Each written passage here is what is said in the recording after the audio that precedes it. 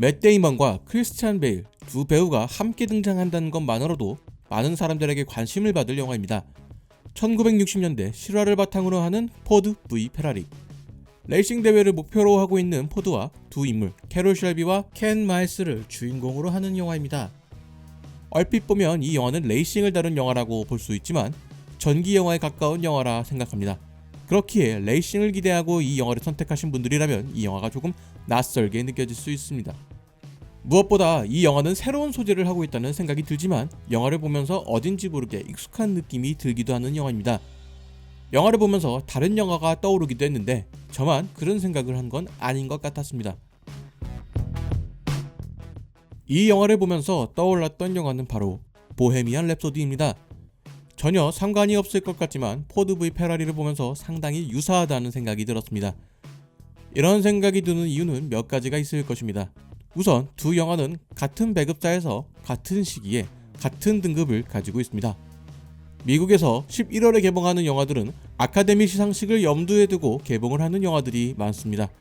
수상작을 결정하는 시기와 가깝게 개봉한 영화가 더 기억에 남기 때문일 것입니다. 아카데미 후보작이 발표되면서 해당 영화가 후보에 오르게 되면 조금 더 긴 상영을 할 수 있게 되고 길면 수상 이후까지 상영을 하게 되는 경우가 있습니다. 작년 보헤미안 랩소디가 아카데미에서 한 축을 차지했던 것처럼 올해 아카데미에서도 포드 v 페라리가 꽤 많은 부분 후보에 오를 것이라 생각됩니다. 음향 편집상 및 믹싱 부분에서 수상할 가능성이 높아 보이네요. 앞에서 언급했던 것처럼 영화는 전기 영화의 성격이 강한 영화입니다. 물론 주인공들의 직업인 차와 레이싱에 대한 표현도 많은 부분 들어가 있지만 대체적으로는 인물의 서사 및 감정이 중요한 영화라고 보는 것이죠. Alright. Come here. Morning, Shelby. Morning, Molly. I'm yours. I'll go to hell. 그래서 그런 것인지 프레디 머큐리라는 인물에 집중 조명을 한 보헤미안 랩소디와 비슷한 점이 많다는 것입니다. 한 인물을 조명하되 그 인물을 통해서 영화적 즐거움을 줄 수 있는 요소를 끌어내고 이들이 융합하여서 영화적 재미와 인물의 조명을 통한 영화적 감동을 같이 줄 수 있다는 생각을 하는 것이죠.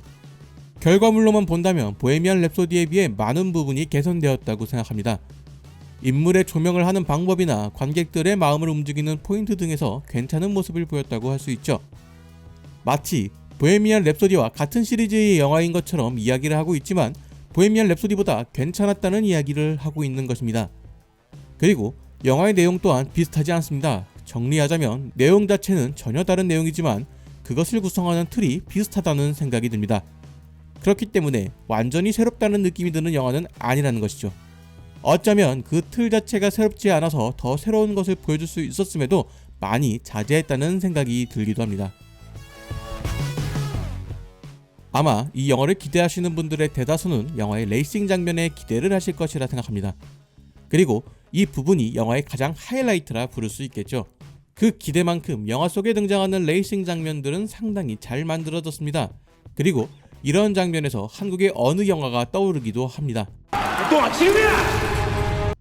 영화의 초반부터 등장하는 레이싱 장면을 보면 이 영화가 레이싱을 긴장감 있게 표현하기 위해서 얼마나 많은 노력을 했는지 느껴집니다. 그리고 그런 노력이 영화에 잘 반영되어서 레이싱 장면을 보는 동안만큼은 영화에 빠져들어서 볼 수 있었습니다.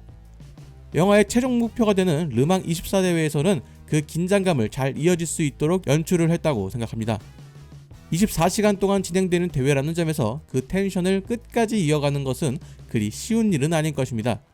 대회 중간에도 여러 사건들을 보여줌으로써 하나의 대회에서 다양한 이슈들이 발생하는 모습을 볼 수 있죠. 특히나 영화에서 직접적으로 레이싱을 하게 되는 켄이라는 인물을 연기한 크리스찬 베일은 그의 감정을 충분히 잘 보여줬다고 생각합니다. 대회 자체가 긴 시간을 두고 하는 대회이며 영화 속에서도 비중이 가장 높은 시퀀스이기 때문에 인물들의 감정이 가장 고조되는 구간이죠. 24시간 동안 차량이 빠른 속도로 달리게 되는 대회의 특성상 자동차와 운전하는 인물의 상태 변화가 이 영화에서 중요하게 그려져야 합니다. 먼저 르망 24에 24시간 동안 상당히 빠른 속도로 달려야 하는 자동차 또한 사람만큼이나 힘들 것입니다. 그런 인물을 연기한 크리스찬 베일은 대회 중에 변화하는 켄의 감정을 상당히 잘 살린 모습을 보여줍니다.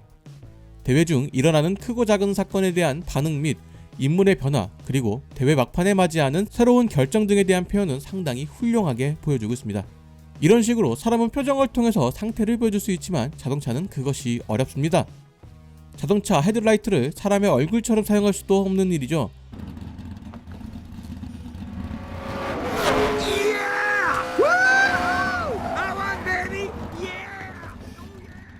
이를 가시적으로 표현하기 위해서는 영화에 등장하는 브레이크 과열을 제외하면 자동차의 내부를 CG를 통해서 보여주는 방법 말고는 크게 떠오르지 않습니다. 흔히 등장하는 자동차에서 연기가 나는 것은 자동차가 힘들어하는 느낌보다는 이미 망가졌다는 느낌이 드는 연출이죠. 때문에 한계치를 넘지 않는 선에서 엔진을 작동한다는 느낌이 표현되지 않습니다. 실제 자동차를 타고 있다면 냄새나 진동 등으로 알 수 있겠지만 이는 4DX 영화가 아니라면 표현할 수 없는 부분일 것입니다. 이런 표현을 할 수 있는 거의 유일한 수단이 바로 엔진 소리일 것입니다.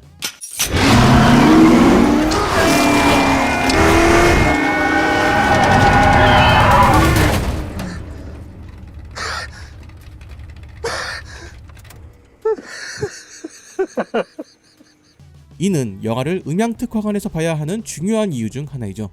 이를 표현하기 위해서는 단순 베이스음이 아닌 중역대와 고역대의 소리가 중요합니다. 엔진음은 베이스음이 전체적으로 깔려있기 때문에 베이스음으로 인해서 나머지 음역대의 소리가 묻히는 상황이 발생할 수 있습니다. 대다수의 극장 스피커가 좋은 편이기는 하지만 이 영화의 소리를 100% 표현할 수 있을지에 대해서는 미지수입니다. 대개 저음이 너무 커서 다른 소리들이 묻히게 되어서 디테일한 소리들을 느끼기 어려울 수도 있습니다. 저는 MX관에서 보았기 때문에 이런 디테일을 충분히 느낄 수 있었는데 일반 상영관에서는 어떻게 느껴질지 모르겠습니다. 그리고 이런 부분에 민감한 분들이 아니라면 큰 차이를 느끼지 못할 수도 있겠죠. 이런 요소를 제외하더라도 자동차의 엔진음을 몸으로 느끼기 위해서는 사운드 특화관이 필수라고 생각합니다. 비슷하게 4DX관도 좋은 선택이 될 것 같네요.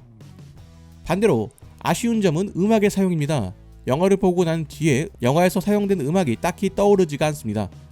대부분의 영화가 음악이 인상적이지는 않지만 레이싱을 다룬 영화에서는 분명 음악이 효과적으로 쓰일 수 있는 공간이 존재하고 있습니다. 강렬한 락 음악과 함께 자동차의 거친 느낌을 보여줄 수 있는 장면들이 존재했을 것입니다. 아마 그런 음악들이 전기 영화의 성격이 강한 이 영화의 메시지나 분위기를 해칠 수 있다는 판단을 내린 것이 아닌가 라고 생각해 봅니다. 그럼에도 개인적으로는 이 부분이 조금 아쉽게 느껴지네요. 이 영화를 딱 하나의 틀로 규정한다면 레이싱 영화보다는 전기 영화에 가까운 영화일 것입니다. 앞서 이야기한 것처럼 레이싱이 주가 되는 영화가 아닌 두 인물의 이야기가 중요한 영화이기 때문이죠. 전기 영화라는 점에서 이들의 역사가 곧 영화의 스토리일 것입니다. 그렇기에 영화를 보기 전에 이 인물들에 대해서 어느 정도 찾아보실 분들이 있을 것입니다. 저는 이러한 행동을 하는 분들을 말리고 싶습니다. 우선 영화가 인물들을 잘 설명하고 있습니다. 두 인물이 어떤 성격을 가진 인물이며 추구하는 가치들이 명확하게 파악됩니다. 때문에 영화의 중반부만 되어도 인물에게 어떤 선택이 주어질 때 어떤 선택을 할 것인지 쉽게 예측이 가능합니다. 그리고 대회의 결과나 결말이 괜찮게 느껴집니다. 이것에는 다양한 의미를 둘 수 있겠지만 이 감정은 결과를 아는 분들에게는 크게 와닿지 않을 것입니다. 그렇기에 최대한 영화에 대한 정보 없이 관람하시는 것이 좋을 것 같습니다. 전기 영화에 가까운 영화인 만큼 인물의 이야기가 많아 중반부 정도에는 약간의 지루함이 느껴지기도 합니다. 영화 퍼스트맨이나 보헤미안 랩소디에서 느껴지는 것처럼 영화의 이미지에서 느껴지는 기대되는 볼거리가 생각보다 적다는 생각이 듭니다. 애초에 인물 중심의 영화에서는 볼거리를 크게 기대하면 실망하는 경우가 많습니다. 영화는 인물을 조명하고 부수적인 것으로 관객들이 기대하는 장면들을 보여주기 때문이죠. 이는 인물에 대한 조명을 위해서 그들의 이야기와 감정을 보여주는 것이 중요하고 이런 과정에서 관객들이 기대하는 장면들에는 크게 시간 할애를 할 수 없을 것입니다. 처음부터 전기 영화라는 점이 강조된 영화라면 지루하게 느껴지지 않았을 장면들이죠. 하지만 그렇다면 사람들에게 관심도 받지 못할 것입니다. 켄과 쉘비라는 인물이 레이싱계에서는 중요한 인물일지 모르겠지만 일반 사람들에게는 알려져 있는 인물이 아니기에 제목도 영화의 내용도 많은 부분 일치하는 내용이 아닌 포드와 페라리를 내세운 것이라 볼 수 있습니다. 그렇다고 단순 볼거리를 위해서 인물의 스토리의 비중을 줄인다면 결말에 인물이 느끼는 감정이나 인물의 업적에 대한 관객들의 감정이 제대로 형성되지 않을 것입니다. 그에 비하면 포드 v 페라리는 전기에 대한 이야기를 모두 하면서 레이싱에 대한 비중을 줄이지 않으려는 노력을 했다는 것으로 느껴집니다. 2시간 30분이 넘는 러닝타임을 보더라도 알 수 있는 대목이죠. 대략 2시간 정도는 인물의 이야기를 보여주는 장면들이고 30분 정도는 레이싱 장면을 보여주는 것이 아닌가라는 생각이 듭니다. 포드 v 페라리는 레이싱보다는 두 인물의 일대기, 서사에 더 많은 비중이 있는 영화라 할 수 있습니다. 이야기를 다룰 인물들의 직업인 레이싱을 즐길 거리로 잘 표현한 구성을 가지고 있지요. 서사가 비중이 있는 영화라고 레이싱에 신경을 안 쓰는 것도 아닙니다. 오히려 그 반대라고 볼 수 있죠. 레이싱 장면에서 느껴지는 속도감과 긴장감 모두 아주 좋았습니다. 인물들 간의 경쟁에서 느껴지는 긴장감과 몰입도도 상당히 좋았습니다. 다만 영화의 중반부 스토리 진행 과정에서 약간의 루즈함이 느껴지기도 합니다. 하지만 2시간 32분이라는 러닝타임이 모두 그대로 느껴질 정도로 지루하게 느껴지지는 않았습니다.